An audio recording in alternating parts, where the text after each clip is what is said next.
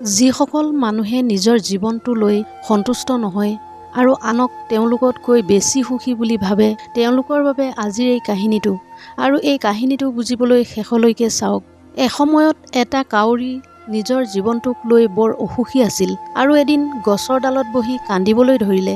গছজোপাৰ তলতে এজন সন্যাসী বহি আছিল। ঠিক তেতিয়াই কাউৰীৰ চকুলোৰ এটোপাল সন্যাসীৰ গালত পৰিল। সন্যাসীয়ে মূৰটো ওপৰলৈ তুলি দেখিলে যে এটা কাউৰীয়ে গছৰ ডালত বহি কান্দি আছে। সন্যাসীয়ে তাক সুধিলে, কি হৈছে বন্ধু, কিয় কান্দিছা? তেতিয়া কাউৰীয়ে ক'লে, হে মুনিবৰ, মই মোৰ জীৱনত বৰ বিচলিত হৈছোঁ। মোক কোনেও ভাল নাপায়, মানুহে মোক দেখিলেই শিল দলিয়ায়, কোনেও মোক খাবলৈ একো নিদিয়ে, সকলোৱে মোক ঘৃণা কৰে। এনে জীৱনটোতকৈ মৃত্যুৱে ভাল। কাউৰীৰ কথা শুনি সন্যাসীজনৰ হৃদয়খন মমতাৰে ভৰি পৰিল আৰু তেওঁ কাউৰীক ক'লে, বন্ধু, আমি যি অৱস্থাত নাথাকোঁ কিয় সুখী হ'বলৈ শিকিব লাগে। কিন্তু কাউৰীয়ে সন্যাসীৰ কথা বুজি নাপালে আৰু কান্দি থাকিল। তেতিয়া সন্যাসীয়ে ক'লে, বেয়া নাপাবা, কোৱা কি হ'ব বিচৰা, মই মোৰ মন্ত্ৰৰে তোমাক সেইটো বনাব পাৰোঁ। তেতিয়া কাউৰীয়ে সুখী হৈ ক'লে, মুনিবৰ, যদি মোৰ ওপৰত উপকাৰ কৰিব বিচাৰে তেন্তে মোক হাঁহ বনাব।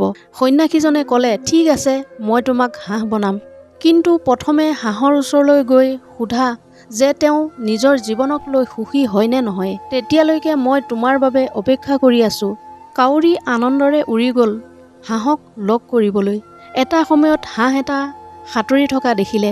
সি হাঁহৰ ওচৰলৈ গৈ ক'লে যে তুমি ইমান ধুনীয়া, তুমি গাখীৰৰ দৰে বগা, সকলোৱে তোমাক ভাল পায়, তুমি নিশ্চয় পৃথিৱীৰ আটাইতকৈ সুখী চৰাই। হাঁহে দুখী হৃদয়েৰে কাউৰীক ক'লে, নহয় বন্ধু, মই সুখী নহয়। পৃথিৱীত ইমানবোৰ ধুনীয়া ৰং আছে, কিন্তু মোৰ কোনো ৰং নাই, কেৱল বগা, এইটো কোনো ৰং নহয়।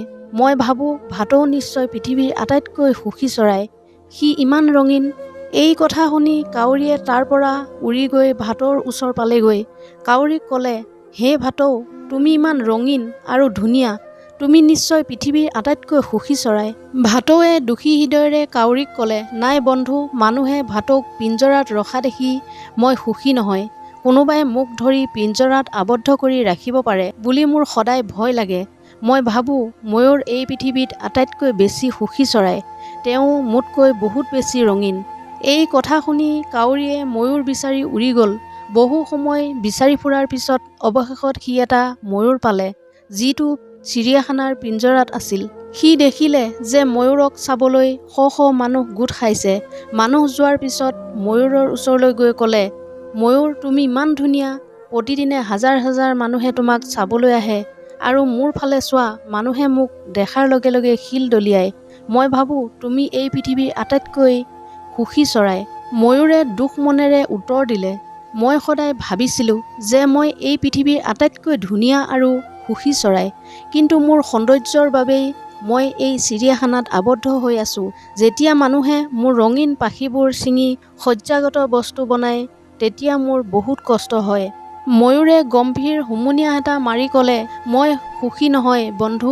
কাউৰীয়ে সুধি থকা ময়ূৰটোৰ পৰা এই কথা শুনি কাউৰী আচৰিত হ'ল। যদি তুমি সুখী নহয় তেন্তে তুমি কাক পৃথিৱীৰ আটাইতকৈ সুখী চৰাই বুলি ভাবা? ময়ূৰে ক'লে, মই চিৰিয়াখানাখন অতি ভালদৰে পৰীক্ষা কৰিছোঁ আৰু সেই কথা মই উপলব্ধি কৰিছোঁ তুমি কাউৰীয়ে একমাত্ৰ চৰাই যিটো পিঞ্জৰাত ৰখা হোৱা নাই। মানুহে তোমাক ধৰি পিঞ্জৰাত আবদ্ধ কৰিবলৈ চেষ্টা নকৰে, গতিকে যোৱা কেইদিনমানৰ পৰা মই তেনেকৈ ভাবি আছোঁ। মই যদি কাউৰী হ'লোহেঁতেন তেন্তে মই ভালদৰে সকলোতে ঘূৰি ফুৰিব পাৰিলোহেঁতেন আৰু মই মুক্ত হ'লোহেঁতেন। এই কথা শুনি কাউৰীয়ে তাৰ পৰা উৰি গ'ল আৰু আজি প্ৰথমবাৰৰ বাবে তেওঁ কাউৰী হৈ সুখ অনুভৱ কৰিছিল।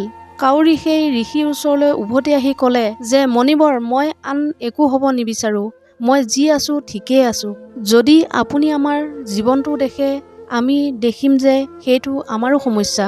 আমি আনৰ লগত তুলনা কৰি লওঁ আৰু তাৰ পিছত দোষী হৈ নিজকে গালি পাৰোঁ। আপোনাৰ যি নাই চোৱাৰ পৰিৱৰ্তে আপোনাৰ যি আছে তাত সুখী হ'বলৈ শিকা উচিত। যদি আপুনি নিজকে আনৰ লগত তুলনা কৰি থাকে তেন্তে আপুনি কেতিয়াও সুখী হ'ব নোৱাৰিব। নিজৰ যি আছে তাতে সন্তুষ্ট হোৱা ব্যক্তিয়ে পৃথিৱীৰ আটাইতকৈ সুখী মানুহ। এইটোৱে আছিল প্ৰেৰণামূলক কাহিনী। সদায় সুখী থাকক, হাঁহি থাকক। ধন্যবাদ।